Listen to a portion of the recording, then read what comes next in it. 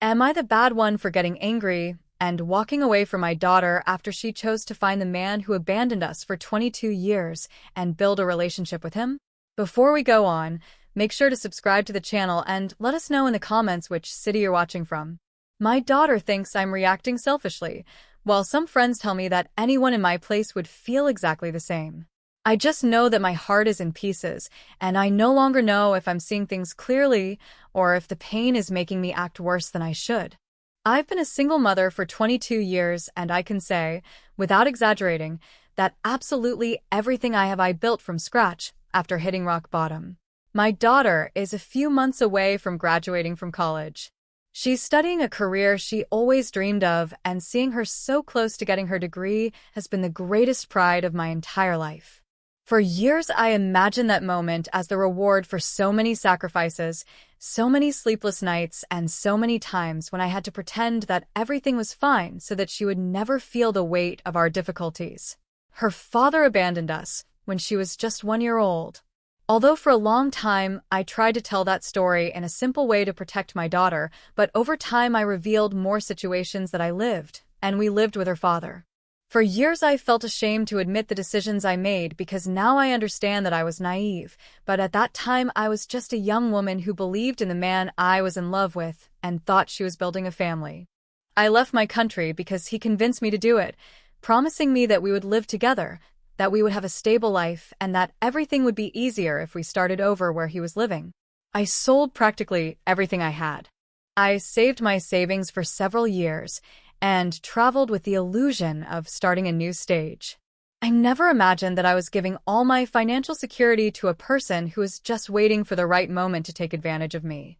When I arrived, I discovered that nothing was as he had promised, and little by little he began to control all the money I had brought with me to the point of taking absolutely all my savings. I was completely dependent on him because I didn't know anyone in that country. I had no family nearby, I had no friends, I didn't understand how many things worked, and I was just learning to get around in a completely unknown place while taking care of a very small baby. As the months went by, the situation got much worse, and he stopped treating me with the minimum respect. First the insults began, then the daily humiliations, and finally there were also physical assaults that at that time I tried to justify because I was terrified of accepting that I had destroyed my life by following the wrong person. Today I'm ashamed to admit all that, but I think it's also important to recognize how vulnerable I was then to understand why I made such bad decisions. The day he decided to abandon us, he simply disappeared from our lives and left me completely alone with a 1-year-old girl, without money, without stable housing, and without anyone to ask for help. I remember looking for him desperately because I didn't understand what was happening and because I still had the absurd hope that everything was a huge misunderstanding. When I finally managed to find him, the only thing I received were more insults, threats, and a rejection so cold that I can still remember it perfectly after so many years. At that time I didn't have money to hire a lawyer, and honestly, I didn't know my rights either. Today many people ask me why I never demanded child support, as if it had been that simple, but the reality is that I barely got money to feed my daughter and to keep a roof over our heads. I didn't even know that there were state lawyers who could help for free in cases like mine because no one ever explained it to me, and I was too naive to even ask. For a long time I blamed myself for not having fought legally from the beginning, but the truth is that when you're surviving day after day, you barely have the strength to think about anything other than getting food for the next week. I got some jobs cleaning houses and offices where fortunately they allowed me to take my little girl because I couldn't afford a daycare. Many times, she slept on some blankets while I scrubbed floors, cleaned bathrooms, or washed windows trying to earn a few more coins. There were days when we walked for hours because we couldn't afford transportation. Nights when we ate what little I could find on sale, and birthdays when I improvised a homemade cake because I couldn't buy one. I never told my daughter all that while she was little because I wanted her to grow up feeling loved and protected, not carrying the worries that were solely her mother's. With a lot of effort, I managed to find better jobs, study at night when she slept, and little by little our situation began to improve. We never became rich, but we got stability, a simple house, and the possibility for her to study without having to worry about paying for college while working at the same time. Everything I did for more than 2 decades had a single goal: that she would have opportunities one never had. I always thought that my daughter and I were an inseparable team, and many times we would joke that it was us against the world. I never tried to turn her into my friend instead of my daughter, but we did grow up very close because we literally only had each other. That closeness made me believe I knew absolutely everything about her life and that she shared every important thought that went through her head with me. That's why the blow was so big a few days ago. When she came home after school and told me with complete calm that she wanted to talk to me about something important. I thought she would tell me some news related to the university or maybe that she was dating someone, but I never imagined the words that would come out of her mouth a few seconds later. She told me that she had decided to go visit her father and that she had been talking to him for a while. I felt like the ground disappeared from under my feet because I hadn't known absolutely anything about that man since the last time I tried to look for him more than 20 years ago. I was always honest with my daughter when I told her that her father had decided to abandon us and that he never wanted to be part of her life. But I never imagined that she would have found a way to locate him without telling me a single word. What hurt me the most was not only knowing that this contact existed, but discovering that she had been hiding it from me for a time. I asked her how it was possible that she had found that person, and she replied that it had been thanks to social media, where they began by exchanging some messages until they ended up talking with some frequency. According to her, he told her his version of the events and asked for the opportunity to get to know each other because he had always wanted to be part of her life. As I listened to her, I felt that every word was a slap in the face after everything we had been through. I couldn't help but get angry because that man not only abandoned an adult woman, but also a completely defenseless baby who was never to blame for anything. He knew perfectly well that he left us without money, without housing, and practically on the street because he was the one who kept all my savings before disappearing. Knowing that my daughter knew that story and was still willing to build a relationship with him made me feel that all those years of sacrifice meant absolutely nothing. She began to cry and told me that she understood my pain perfectly, but that this decision had nothing to do with me. She explained that she needed answers about a part of her life that had always been empty and that she wasn't trying to replace me or justify what he did so many years ago. In her own words, she just wanted to close that chapter of her story because she felt she couldn't move on without understanding who her father really was and why he made those decisions. I replied that some people simply don't deserve a second chance, and that there were wounds that should never be reopened. She insisted that hearing his version didn't mean automatically forgiving him, but understanding what really happened in order to make her own decisions as an adult. As we talked, I felt that each of us was having a completely different conversation, because I only saw the man who destroyed our lives, and she saw a stranger who could answer questions she had been asking herself since she was a child. Finally, she told me that she had already made the decision and that she was going to travel to see him, even if I didn't agree, because she needed to do it for herself, and she didn't want to spend the rest of her life wondering what would have happened if she never took that step. I ended the conversation by telling her that I couldn't support her in something that seemed like a betrayal to me after everything we'd been through together. And since then, we've barely exchanged a few words in the house. Now, I don't know if I'm letting the resentment of the past control my reaction, or if I really have reasons to feel so deeply hurt by this decision. I understand that my daughter is already an adult woman and that she has the right to know whoever she wants, but I also can't pretend that it doesn't hurt me to see her so eagerly looking for the man who abandoned us when we needed him most. That's why I need to ask you, am I the bad one for getting angry? Because my daughter wants to have a relationship with the father who disappeared for 22 years. Update 1.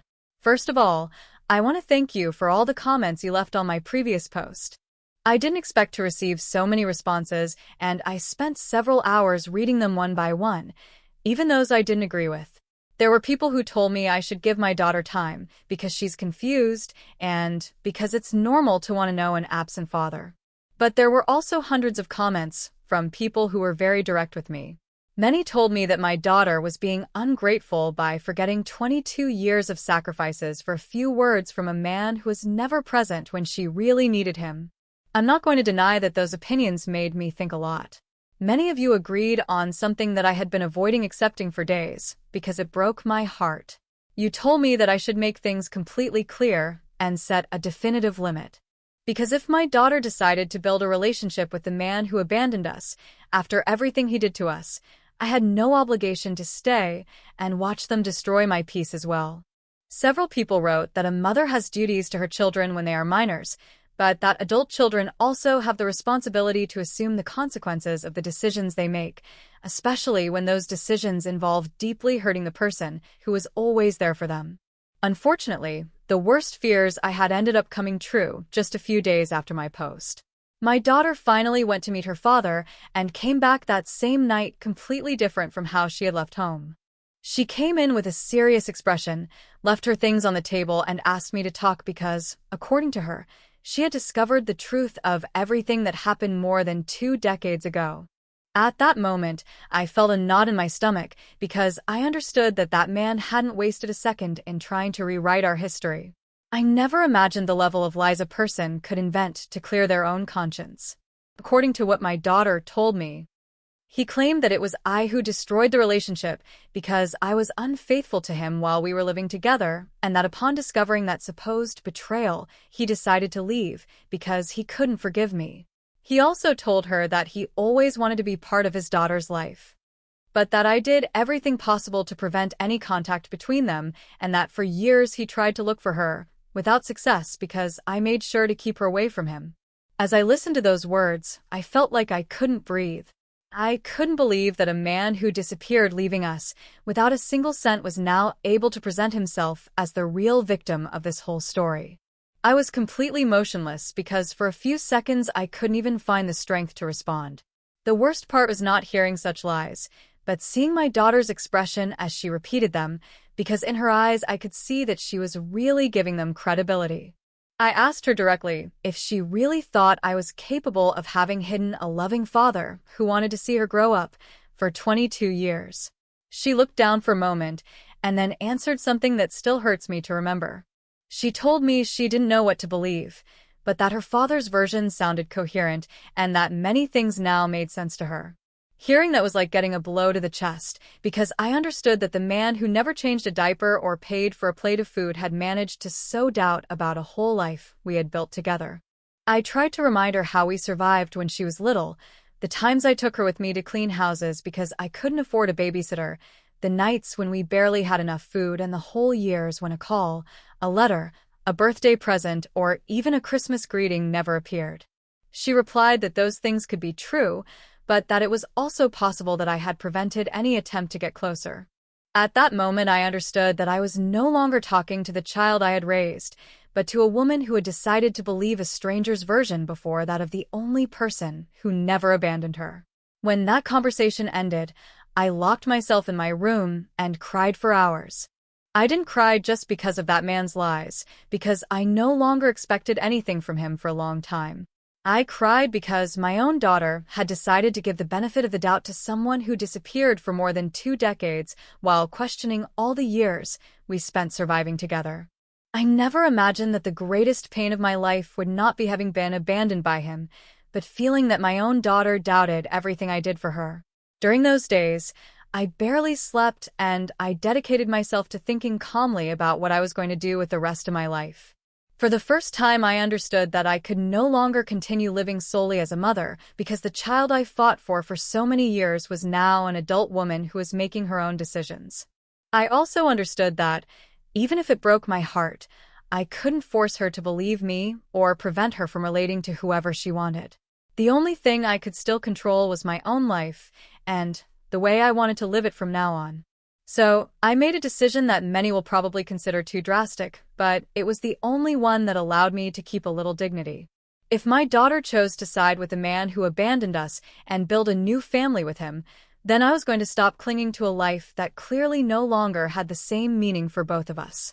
I decided to sell the small house that cost me so much effort to buy after years of working tirelessly and start over, this time thinking only of myself. That house represents practically my entire adult life.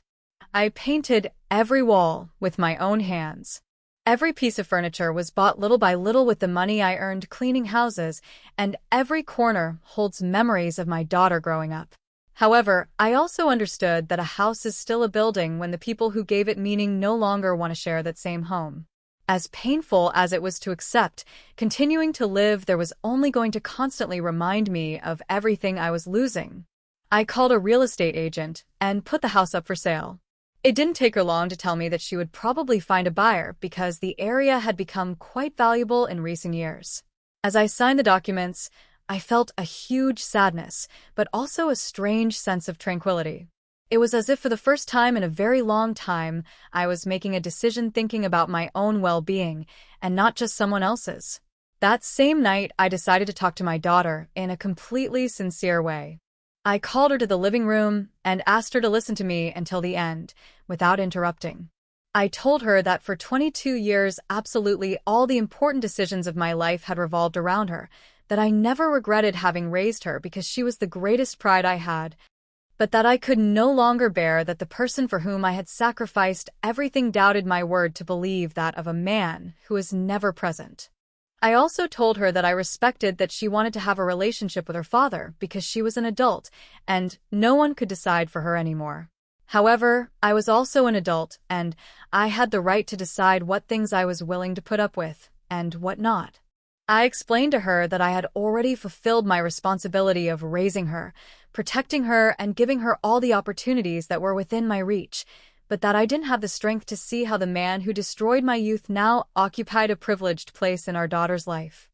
While I had to pretend that everything was fine, then she told me something that ended up convincing me that my decision was the right one. She informed me that she had decided to move in with her father because they both wanted to make up for lost time and build a much closer relationship. According to her, living together would be the best way to really get to know each other and leave behind so many years apart. I'm not going to lie, those words pierced my soul. But curiously, I didn't cry anymore because I felt that all the pieces had finally fallen into place. I took a deep breath and answered her with the most calm I could muster. I told her that if that was the life she had chosen, then I hoped she would start organizing her move as soon as possible because the house was already officially for sale. I also explained to her that I was going to return to my home country to start over, that I had enough savings to support myself while I found a job, and that for the first time since she was born I was going to try to discover who I was besides being her mother.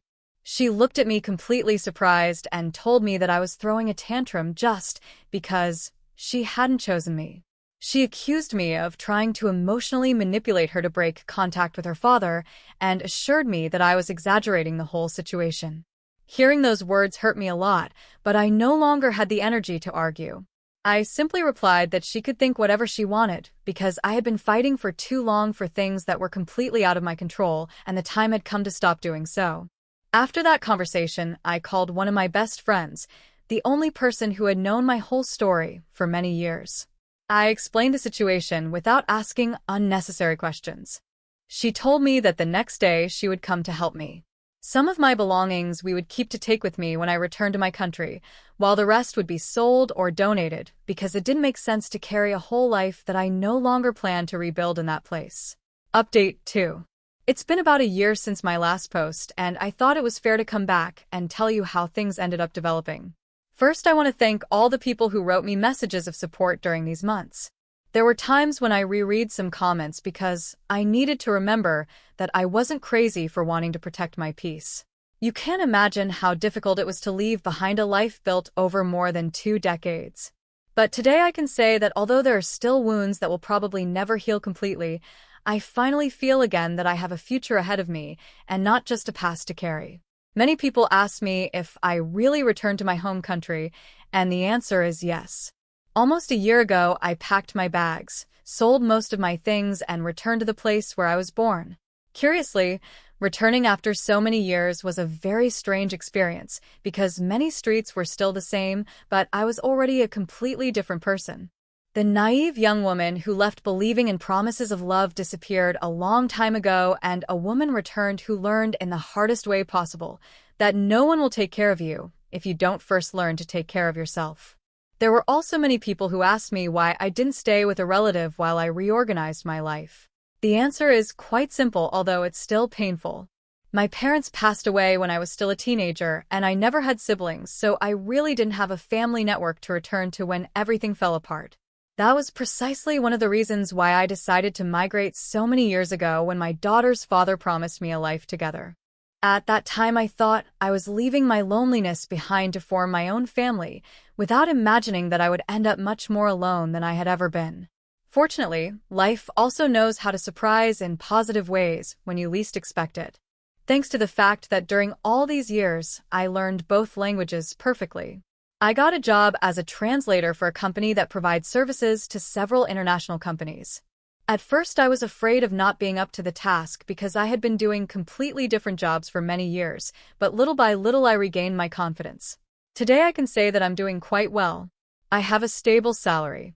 I rented a small, very cozy apartment, and for the first time in a very long time, I feel that the money I earn is exclusively to build my own tranquility, and not just to survive. Now, I know that most of you didn't come here to know about my work, but to know what finally happened between my daughter and the man she chose over me. I'm going to tell you everything I know, although I must clarify that I didn't experience it personally. Since I left, I haven't spoken to my daughter again, and all the information came to me thanks to my friend, the same one who helped me sell my things before returning to my country. She was the one who in some way ended up being a witness to the consequences of all the decisions my daughter made a year ago. According to what my friend told me, my daughter did indeed move in with her father shortly after I left the country. At first, she seemed very excited because she was convinced that she was finally going to make up for all the lost years with him. She really believed that she would begin a stage full of pending conversations, family moments, and that supposed affection that he wished he had wanted to give her throughout her childhood. However, reality began to show itself much faster than anyone would have imagined. The first problems appeared almost immediately after she settled in that house. The man who for months presented himself as a repentant father completely changed his attitude once he got my daughter to live under his roof. According to my friend, he began to tell her that she should leave college because studying was a waste of time for a woman like her.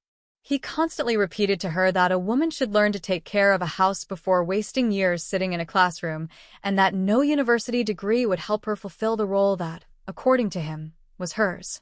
When I heard that, I felt a very strange mixture of sadness and anger.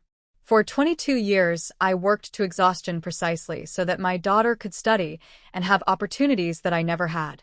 Knowing that the same man who never contributed absolutely anything was now trying to destroy one of the greatest achievements of our life together made me understand that he had never changed. He had simply found a new person to control. The most painful thing was finding out that at first my daughter accepted all those conditions. My friend explained to me that she was so desperate to receive her father's affection that she tried to justify every one of his behaviors. She convinced herself that he was just a man from another generation, that he had different customs, or that he needed time to learn to be a father. In reality, the only thing she was doing was putting up with things she would never have tolerated from anyone else, because she was still desperately seeking the affection he never gave her as a child. A short time later, the situation got even worse. My daughter's father began to tell her that no one lived in that house for free, and that if she wanted to stay there, she had to start contributing money immediately. So, he forced her to find a job while continuing to demand that she leave college for good. According to him, studying was an unnecessary luxury, and working to support the house was the real priority. My friend told me that my daughter practically became the domestic employee of that house. She cooked, cleaned, did the shopping, and also worked long hours outside to hand over part of her salary. Everything he had done to me when I was a young woman was beginning to repeat itself, only this time the victim was our own daughter. Hearing that caused me immense pain, because no mother wants her child to learn a lesson in that way, even though for so long she had tried to warn her exactly what was going to happen. As the months went by, my daughter finally understood that the man in front of her was not the loving father she had imagined her whole life. My friend told me that one afternoon she showed up crying at her house completely devastated.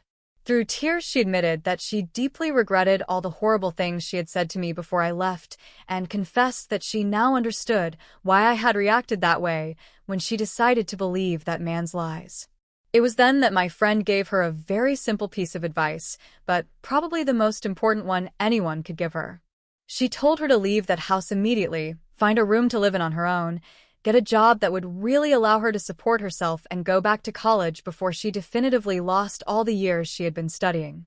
She reminded her that she was still very young and that she still had time to rebuild her life without depending on a man who clearly only saw her as free labor. Fortunately, my daughter listened. This time she managed to rent a shared room, found a job that allowed her to cover her expenses, and began the necessary procedures to re-enroll in the university. It wasn't an easy path because she lost time and money during those months living with her father, but at least she managed to get out before the situation got even worse. A few months ago, my friend called me again to tell me something else. She told me that my daughter was completely regretful and that she had mentioned several times that she wanted to talk to me to apologize for everything that had happened. According to her, my daughter kept repeating that she now understood everything I had tried to explain to her for years and that she wished she could turn back time, so as not to have said those cruel words before I left. My friend even asked me to be the one to call first. She told me that maybe my daughter was too ashamed to take the first step and that a call could help repair the relationship between us. I listened to her with a lot of affection because I know her intentions were good, but finally I answered her with something that had been clear to me for a long time. I told her that for her entire life, I was the one who looked for my daughter when she was sad, when she was scared, or when she needed help. I was also the one who for years looked for the man who abandoned us, trying to give him a chance to meet his daughter. This time I was not going to chase anyone again. If she had been able to look for a stranger after 22 years because she considered it worth a try, she could also look for the mother who never changed her phone number, never closed her social media accounts, and never disappeared from the map. I still have the same phone number from that country precisely because I never wanted to completely close that door. My social media is still the same, and finding me takes less than a minute. She knows perfectly well where to find me if she really wants to. The difference is that this time I need it to be her decision and not a conversation started because someone else suggested it. In the meantime, my life moved on. For many years, I thought I would never trust another person again because the experience with my daughter's father left me with a huge fear of starting over. However, a few months ago, I met a wonderful man at work. We started as friends, then we shared a coffee, then another one, and almost without realizing it, I ended up allowing myself to feel something I had been avoiding for decades. Today I can say that I have a partner for the first time in many years, and although we are still moving very slowly, it makes me happy to discover that I am still able to laugh, to make plans for the future, and to feel excited about the little things. He knows my whole story and has never tried to tell me what to do about my daughter. He simply reminds me that I also deserve to be happy, even after everything I've been through. I don't know if my daughter will ever finally call me. I don't know if we will have the opportunity to rebuild our relationship or if the damage is already too deep for both of us. The only thing I'm clear about is that I'm not going to sacrifice my peace again chasing people who decided to walk away from me. For too many years, I lived trying to save relationships that only depended on my effort. Now I've learned that those who really want to stay in your life must also walk part of the way towards you. Months later, something happened that I never thought I would experience. My daughter managed to finish college and sent me a picture on her graduation day with her gown on and her diploma in her hands. Along with the picture, she wrote a very long letter in which she told me that while everyone was congratulating her for having reached that goal, she couldn't stop thinking that that degree existed only because for 22 years there was a woman who worked tirelessly to give her opportunities she never had. She apologized for having forgotten all that when she decided to believe her father's lies and acknowledged that if it hadn't been for me, she would never have graduated. A few weeks later, she wrote to me again to tell me that she had made an important decision. She told me that she no longer wanted to continue living in that country because she only had bad memories there and because she needed to start a new stage. She had gotten the necessary documents and decided to move permanently to my home country. When she arrived, we saw each other after so long and spent several hours talking.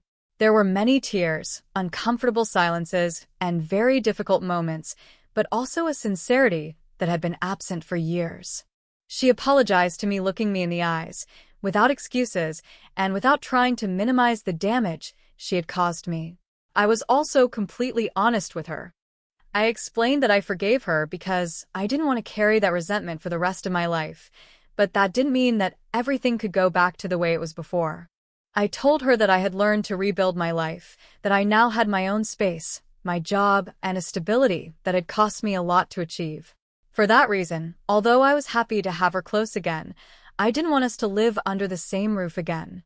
We both needed to learn to build a different relationship based on respect and trust, without being emotionally dependent on each other, as happened for so many years. She understood my decision perfectly and, in fact, agreed. She rented a small apartment near mine and began to build her own life here. While we slowly try to recover the bond between mother and daughter, we see each other several times a week for lunch, a coffee, or just a talk, but then each one returns to her home. I know that our relationship will never be exactly the same as before everything that happened, and maybe that's for the best, because now we are both different women. Still, every time I know that my daughter is only a few minutes away and that this time she chose to come here to get her mother back, I feel that life has finally given us a second chance. Story 2. Am I the jerk for always defending my stepson and telling my daughter to stop competing for my attention? Before we go on, make sure to subscribe to the channel and let us know in the comments which city you're watching from. I ordered Camila to apologize while her scrape was still bleeding. I remember it with a clarity that shames me. Her arm was red with that mixture of dust and scraped skin that burns more than it looks. And still I looked at her as if the problem was her tone, not the push. I chose to protect the one who yelled the loudest and lost the one who stopped yelling. At that moment, I didn't know it. Of course, I only saw Bruno with wet eyes, breathing heavily, saying she had provoked him. And around me, adults looking, music playing, the uncomfortable feeling that someone had to restore order. I'm Laura, I'm 38 years old, mother of Camila, 15, stepmother of Bruno, 14. I've been married to Esteban for 3 years, and everything blew up the night my daughter announced she was going to live with her biological father, because according to her I'd already chosen who I wanted to save. That phrase still echoes in my head.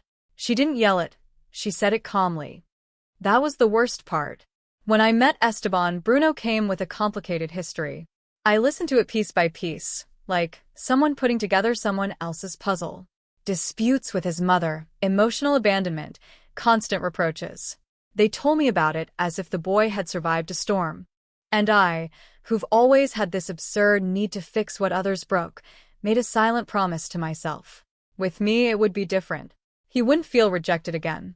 Camila was always different, quieter, sensitive, yes, but strong. Or so I thought. I thought she'd understand. I thought she could wait while I helped Bruno settle in. I didn't see that by asking her for patience, I was asking her for something else. I was asking her to make herself small. At first it was details that I myself minimized. Bruno left his clothes on the floor, and I said he was adapting. He answered back, and I attributed it to the trauma. If he raised his voice, I thought it was disguised fear. On the other hand, when Camila came to tell me he'd entered her room without permission, I answered the same thing. Be more mature. I repeated it almost without thinking, as if maturity were a prize for behaving well and not a weight I was hanging around her neck. Be more mature. Now that phrase sounds cruel to me, but at the time it seemed logical. She didn't have the difficult past. She hadn't suffered abandonment. She had to understand. The day of her cousin's birthday was a breaking point, although I disguised it as a minor incident. We were in the yard, everyone talking at once. Bruno and Camila were arguing about something I don't even remember. Suddenly, he pushed her. It wasn't a soft push. She fell onto the pavement, and the sound was dull, uncomfortable. She got up quickly, as if the spectacle embarrassed her more than the pain. Mom, he pushed me. I saw the looks around us. I saw my sister Sophia watching me, waiting for my reaction. I felt that urge not to make a scene, and I said the worst thing I could say. Don't be dramatic and don't ruin the party. I didn't even check her arm right then. Later, in the kitchen, away from the music, I ordered her to apologize for provoking him, while her scrape was still bleeding. Bruno was behind me in silence, taking a deep breath. She looked at me as if I were someone else. She apologized with a trembling but firm voice. And then she locked herself in her room. That night she locked the door. It was the first time. I told myself they were teenagers, that things would settle down, that I was being fair. But something started to change in the house. It wasn't immediate. It was like when the temperature drops and you don't realize it until you're already shivering. Camila stopped telling me details about her day. She answered with monosyllables. Bruno, on the other hand, sought me out more. He told me how hard it was to always feel compared, how misunderstood he felt. And I listened to him attentively, with that mix of compassion and pride. I liked that he trusted me. I liked thinking I was the adult he needed. I didn't see that every time I chose him in an argument, something broke in my daughter's eyes. It wasn't an outburst, it was a wearing down. One day Camila told me she felt displaced. She used that word. I answered that nobody was replacing her, that love isn't divided, it multiplies. It sounded pretty, it sounded right, but it didn't match what she was experiencing. I repeated that I was balancing, that I supported the one who needed it most, that it was my responsibility to be the stable adult. I said it with conviction, even when the short silences started at the table, even when Esteban avoided intervening because he preferred not to complicate things. I never imagined that this supposed balance would tilt so much that one of my children, yes, I say children, although now I don't know if I have the right, would end up saying I had already chosen and would say it in front of everyone, without tears, without screaming, just with a calmness that left me without arguments. But that came later. At that moment, I still believed I was saving someone without understanding that while doing so, I was pushing another towards the door, and that door had no intention of staying ajar. After the birthday, I tried to convince myself it had all been a bad day, one of those uncomfortable moments you forget over time, but it wasn't forgotten. It settled in the house like a heavy piece of furniture no one dares to move. Camila stopped arguing, and at first that gave me relief. I thought she'd finally understood what I was doing. Yes, more mature. She no longer came to complain that Bruno entered her room without permission. She no longer pointed out his sarcastic comments to me. She just locked the door. That dry click started sounding every night. I heard it from a hallway, and instead of asking myself why she needed to lock herself in, I told myself it was a phase. Bruno, on the other hand, took up more space, literally his sneakers in the middle of the living room, his things on the table, his voice louder. If Camila complained, I intervened quickly. Don't pressure him. He's adapting. Always the same phrase, as if it were a shield. The tension became more obvious when the topic of money came up. Bruno asked for private soccer lessons. He said he needed discipline, that he wanted to stand out, that sports could give him structure. He spoke to me with that mix of illusion and fragility that disarms me. I saw it almost as an opportunity for redemption. If I gave him tools, he'd get on the right track. Camila, a few days later, asked me for therapy. She said it without drama. She explained she felt anxious, sad, displaced. She used that word again. I tensed up. It seemed exaggerated to me. I told her everyone feels sad at her age, that not everything required a specialist, that she had to learn to manage her emotions. I chose to pay for the coach. I remember doing the math in the kitchen alone. There wasn't enough for both things without adjusting other expenses, and in my head it sounded clear. Sports will help him channel. Therapy can wait. It seemed logical, reasonable, even responsible to me. Camila didn't insist. That was what confused me the most. She nodded and went to her room. She locked the door. Again the click. Over time she stopped asking me to go out. She stopped asking me for new clothes. She stopped asking me for almost anything. I interpreted that silence as stability. I told myself she'd understood that not everything revolves around her. I told myself she was growing up, but something else happened. One day I noticed money was missing from my wallet. It wasn't a huge amount, but enough to worry me. I mentioned it out loud. Bruno was the first to react. He said he'd seen Camila near my purse. He said it fast, almost without thinking. I felt a knot in my stomach. I didn't check cameras. I didn't ask too many questions. I didn't take a breath before deciding. I called her to the living room. I asked her directly. She looked at me as if she didn't understand the accusation. She shook her head. I was already upset. I talked to her about trust, about responsibility. I told her trust is built, and I punished her with no phone, no going out, no public explanations. It was a quick sentence. Bruno was on the couch quiet. I felt I was doing the right thing, that I was being firm, that I couldn't allow such faults in my house. That night Camila didn't cry. She didn't yell. She didn't argue. She just locked the door. Weeks later, I went into Bruno's room to leave clean clothes and saw a new video game on the desk. I didn't remember buying it. I stared at the box. It was recent. I knew it from that uncomfortable feeling that settles in the chest before the mind confirms it. I confronted him. I asked him where it came from. First he denied it, then he cried. He said he was scared. What did he think? That if he told the truth I'd stop loving him, that he didn't want to disappoint me. I hugged him. I hugged him while my head tried to sort out the information, while I understood I'd punished Camila unjustly, while I saw how he trembled, more out of fear of losing my approval than out of real guilt. I didn't go to my daughter's room that night. I didn't knock on her door. I didn't say sorry. I told myself it wasn't the right time, that I needed to process it, that I'd talk to her when things were calmer. But the days passed, and the conversation never happened. I avoided the topic. She avoided looking at me. One day, passing by her room, I heard her talking on the phone. She said she was tired, that she felt like she was competing for a mother who'd already chosen. That phrase pierced me, but I pretended not to have heard it. I took refuge in the kitchen, in the noise of the dishes, in anything that would drown out that echo. Bruno continued with his soccer lessons. I took him to practices, cheered him on from the bleachers. I felt pride when he ran, when he yelled instructions to his teammates. I liked thinking I'd been part of that boost, that my support was bearing fruit. Camila stopped coming to watch him play with me. She stayed home or went out with friends, spending more and more time away. I interpreted it as independence, as normal adolescence. I clung to that explanation because the other one hurt more. At family gatherings, Sophia looked at me differently. She didn't say anything, but her silences were longer. My mother asked less about Camila and more about Bruno. I responded enthusiastically about his progress on the team, about his growing discipline. I spoke fast, as if filling the air with achievements could cover up what wasn't working. The house started to divide, without us admitting it. Bruno occupied the center. Camila orbited on the edges, and I, convinced I was balancing, didn't see I was tilting all the weight to one side. The tension didn't explode immediately.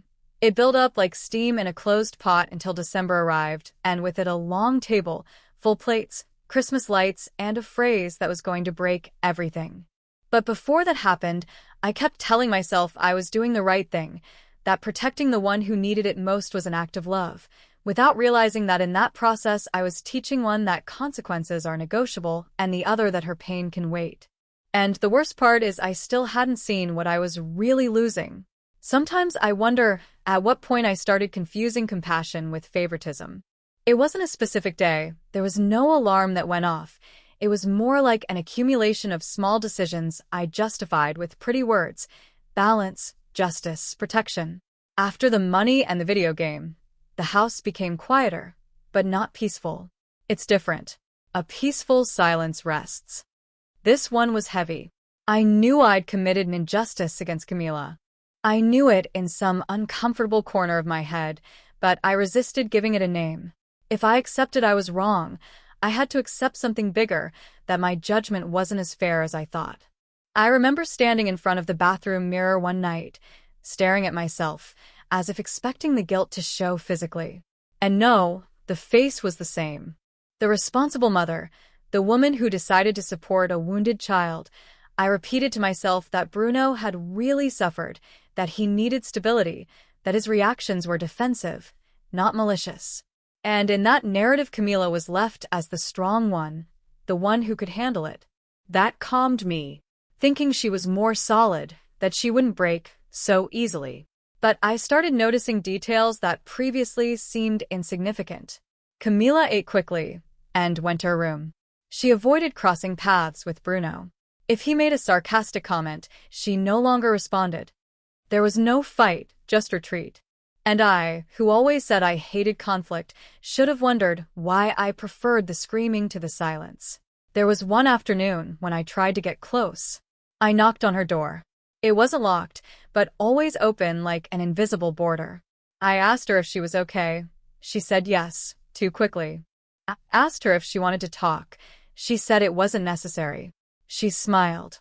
That polite smile made me more uncomfortable than any argument. Deep down, I felt something akin to pride when Bruno sought me out first to tell me a problem. When he told me that with me he felt safe, there was a part of me that enjoyed being the chosen one, the essential one. It gave me a sense of purpose I didn't know I needed so much. I never said it out loud, but I liked thinking I was being better than his biological mother, that I did know how to listen, that I was present. It was a silent, almost shameful comparison. And maybe that's why I defended my position so much.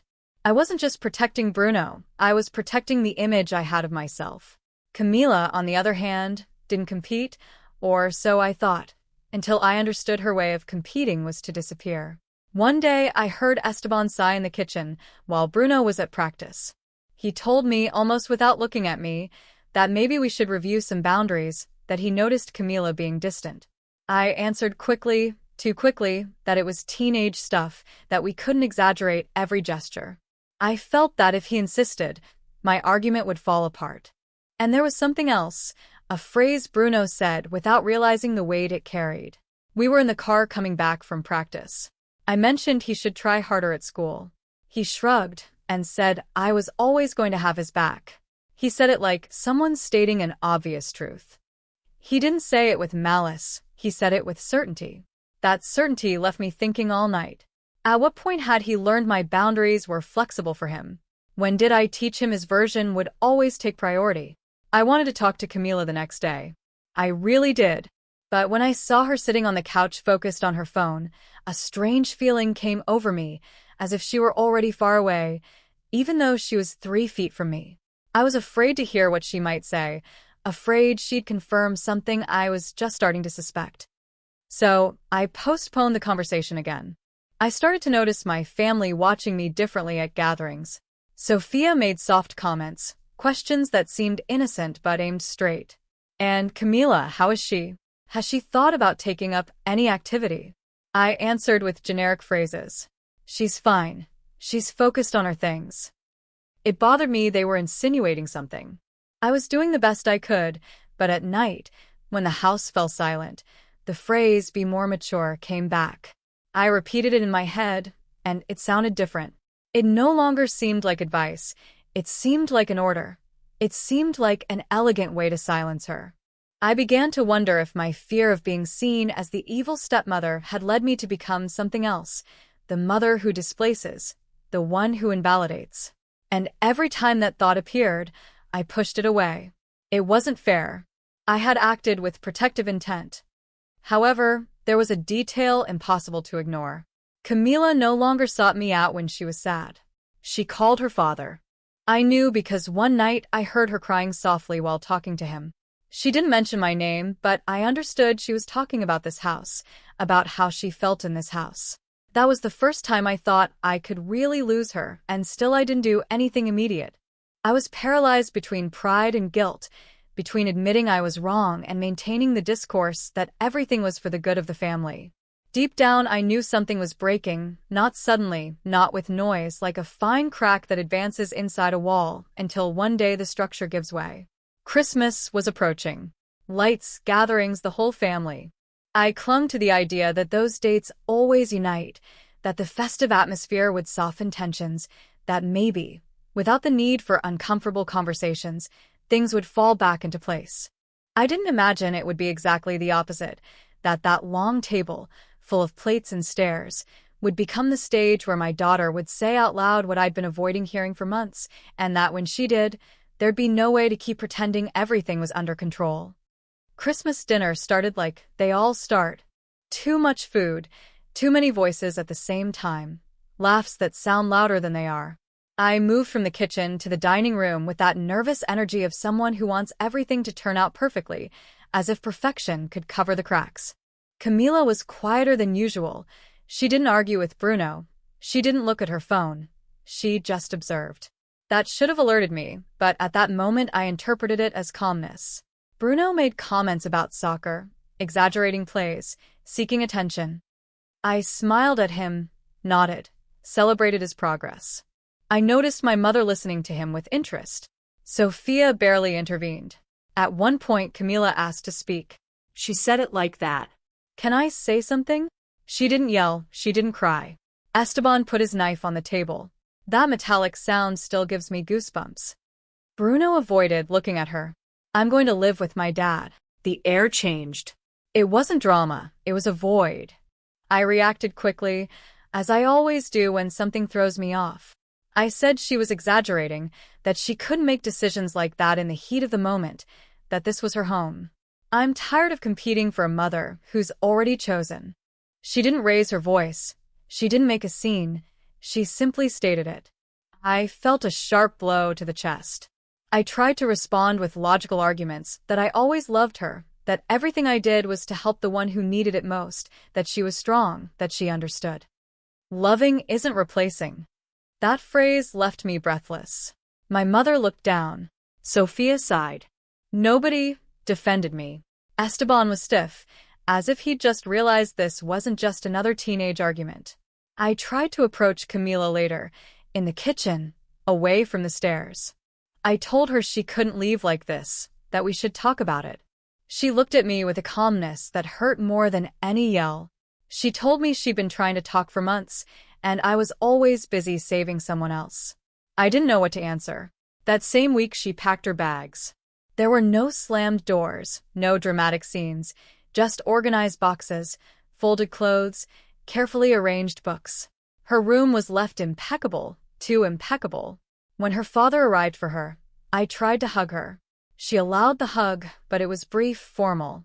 The door closed without a bang, and the house suddenly felt huge.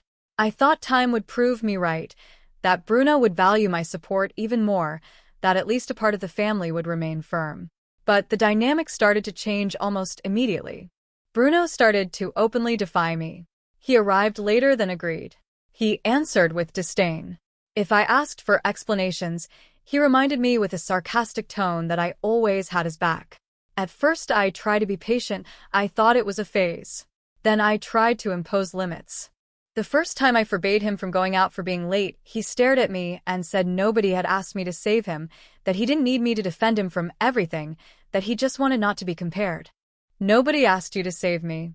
The phrase was a stronger blow than any accusation from Camila, because it dismantled the story I had built. If he hadn't asked to be rescued, then who was I doing it for? I tried to regain authority, establish clear rules, but he'd already learned my limits were negotiable. Every argument escalated quickly. Esteban started intervening more, questioning me in private. He told me maybe we'd been too permissive, that maybe we confused support with impunity. I reacted defensively.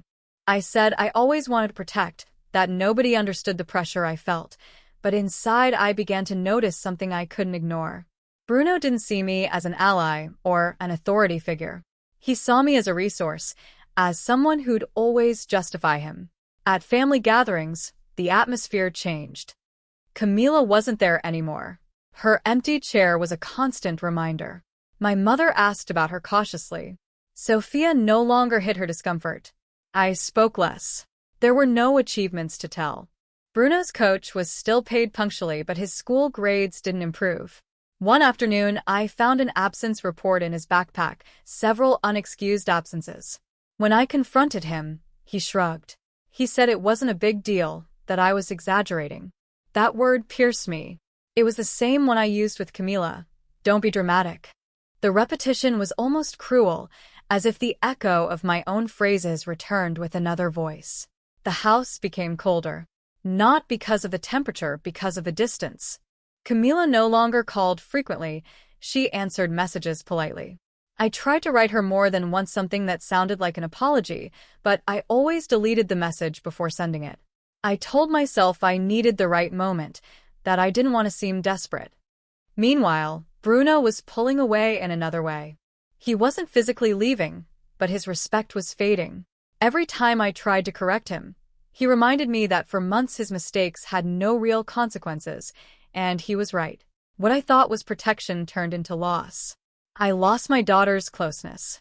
I lost my authority with my stepson. I lost the certainty that I was doing the right thing. And the hardest part wasn't being told. It was realizing alone in the silence of the house that the crack I ignored for months had already split everything in two. After Camila left, the house stopped being a home and became a stage. Everything was still in its place, but nothing fit. Her room remains tidy, intact, the bed made, the books aligned. Sometimes I go in just to confirm it's still there, as if by not touching anything I could pretend this is temporary. But it isn't. Bruno continues to live here, but he no longer looks at me the same way. He doesn't seek me out to tell me his problems. He doesn't argue as much either. He simply does what he wants within a margin he learned to measure. If I correct him, he half listens to me. If I try to impose a new rule, he defies it with a calmness that baffles me. He no longer needs to yell to gain space. Esteban started questioning me more often, not with direct reproaches, but with uncomfortable questions. Do you think we went too far? Do you think we overprotected him? I answer that I tried to balance, that I supported the one who needed it most, that I never wanted to cause harm. And as I speak, I realize I'm still using the same words as before: balance, protection, justice.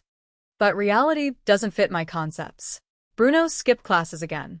The coach called to say his performance dropped. When I reminded him of everything I did for him, he yelled from the hallway that nobody asked me to save him. That phrase no longer surprises me, but it still hurts, because it dismantles the narrative that sustained me for years. I tried to talk to Camila recently. I wrote her a longer message than usual, not to justify myself, but to tell her I miss her. She took hours to answer. She was polite, brief. She told me she was fine, that she felt calmer, that she needed space. Space, the word I never gave her when she asked for therapy, the word I ignored when she locked her door. Sometimes I mentally replay every scene.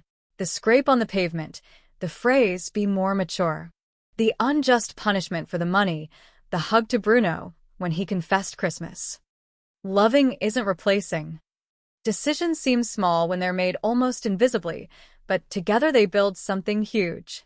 Protecting one didn't heal him, and the other I convinced that it wasn't worth staying. That's what weighs on me the most. Not that she left, but that she felt she had to leave to protect herself.